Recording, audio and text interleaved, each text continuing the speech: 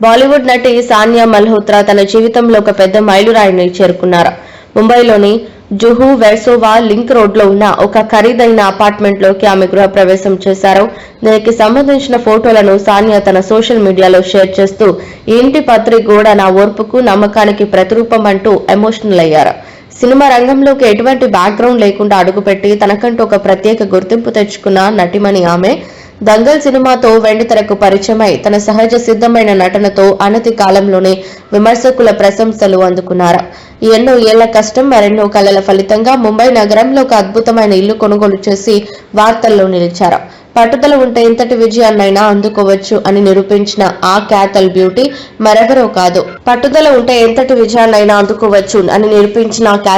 మరెవరో కాదు. సానియా మల్హోత్రా. సానియా ఆ అపార్ట్మెంట్ ను సుమారు 14.3 కోట్ల రూపాయలకు కొనుగోలు చేశారు. ఢిల్లీలో ఉండే తన కుటుంబం ముంబై వచ్చినప్పుడు ప్రశాంతంగా గడపాలన్నది ఆమె ప్రధాన ఆశయం.